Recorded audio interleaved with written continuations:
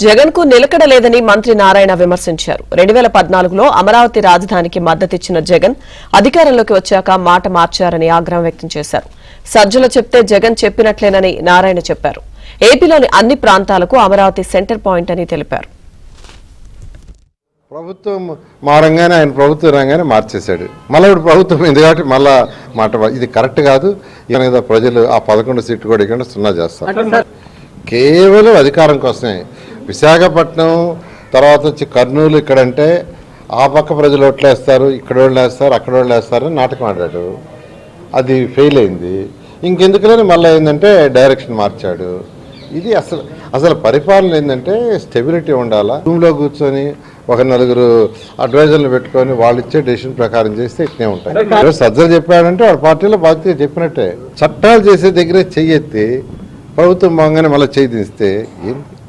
ప్రజలు అన్నీ గమనిస్తున్నారు. వీళ్ళు ఎందుకు మాట్లాడుతున్నది గమనిస్తున్నారు.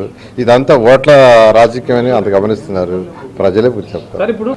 అదేవిధంగా 2014-19లో ఇక్కడ అమరావతిని డిజైన్ చేసేటప్పుడే అమరావతి అంటే అమరావతి అది తర్వాత విజయవాడ, తాడేపల్లి, తర్వాత మన మంగళగిరి, గుంటూరు ఇవన్నీ కలిపి ఫ్యూచర్లో 1 crore ప్లస్ పాపులేషన్ ఉండేది మహానగరం కావాలని డిజైన్ చేశారు. ఆ రోజు 14-19 ఇప్పుడు కాదు అది. దాన్ని అంటే ఆయన దూరదృష్టి రాబోయే 20 సంవత్సరాలు, 50 సంవత్సరాలు, 100 సంవత్సరాలు దృష్టిలో పెట్టుకొని దూరదృష్టిలో చేశాడు. ఆ విషయాన్ని నేను చెప్పడం